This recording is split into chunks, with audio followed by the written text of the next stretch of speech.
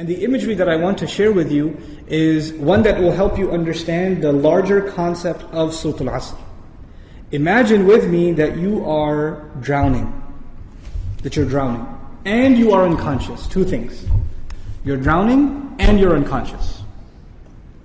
Do you have a lot of time? If you're drowning and you're unconscious, do you have a lot of time? No, you don't have a lot of time.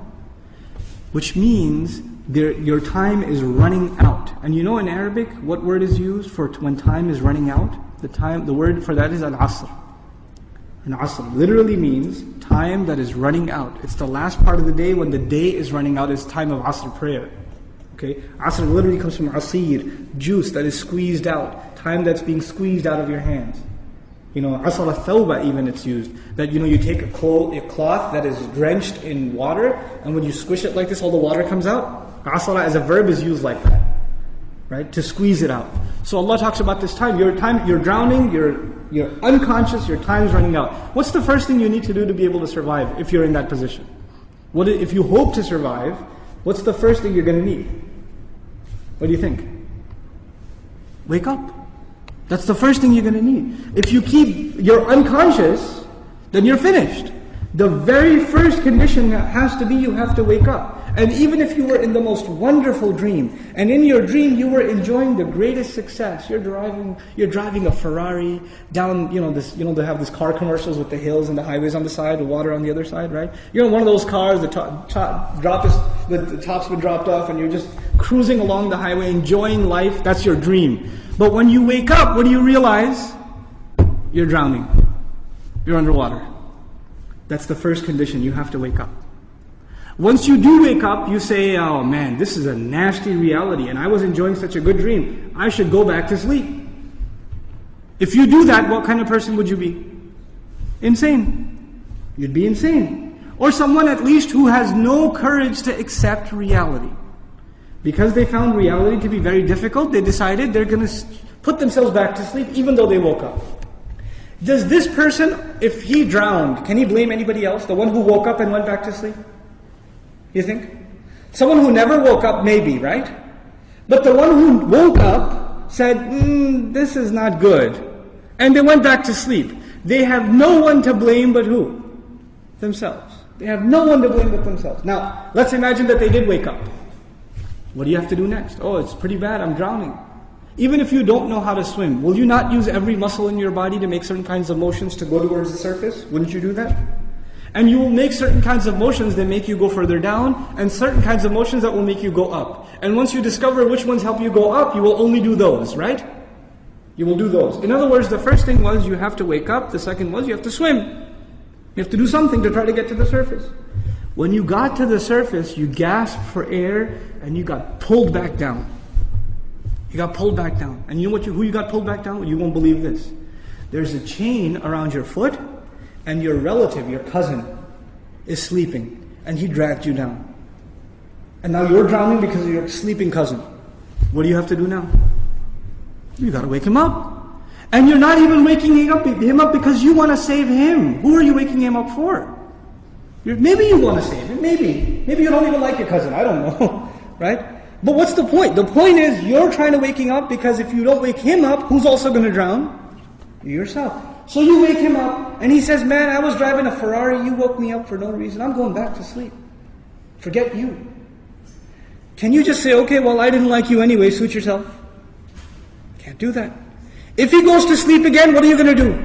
No man, wake up, let's go, we can't give up. You can't not accept reality.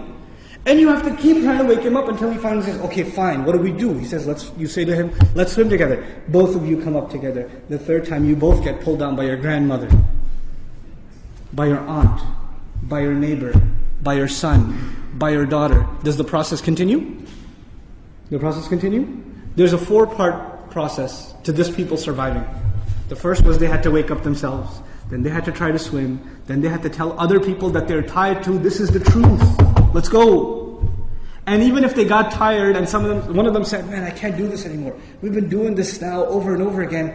I don't know if I can do it anymore. And the other one says, no, We are all going to survive together. You have to do this. Come on, let's go, let's go, let's go. Keep going, keep going. You ever seen those kinds of movies where they're trying to escape from some army and one of them gets tired and says, I can't run anymore. And what do the others do? Come on, let's go. We can do this, we can do it. And they get him to run anyway, even though he thinks he can't run anymore. They work with each other because their survival depends on each other. They work together desperately. What does Allah say at the end of this surah? First He says, إِنَّ الْإِنسَانَ لَفِي خُسْرٍ. Wal asr, first of all, time's running out. Then He says, إِنَّ الْإِنسَانَ لَفِي خُسْرٍ. I'll translate it, human beings are drowned in loss. You see the parallel? Human beings are drowned in loss. What's the exception? إِلَّا الَّذِينَ, those who believed. Believed what? Allah didn't say آمنوا بالله وملائكته وكتبه ورسله واليوم الآخر والقدر خيره وشره من الله تعالى والبعث بعد. Nothing. He didn't mention anything. Even though all of those things are included. According to the siyaq of the surah, the context of the surah, what is the first thing these people have to believe? That they're in loss. That they're drowning. And if they do come to believe that, and they correct their iman, what's necessarily going to happen? They're going to swim and move upwards. How does Allah describe this action? وَعَمِلُوا الصَّالِحَاتِ. They do good things. They do things that help reconcile the situation. By the way, salih is an adjective here, salihat, jama' mu'annath salim, which literally means that which corrects something. Something was wrong and it corrects it. So they do actions that correct the situation. Literally like the guy trying to swim. But because they were tied to other people, what else did they have to do? وَتَوَاصَوْا بِالْحَقِّ. They had to tell the other the truth. And it's not even أخبروا عن it. They told them about the truth. No. They had to wake him up and let's go, we have to go. No matter, and over again. Tawasi even has takrar in it.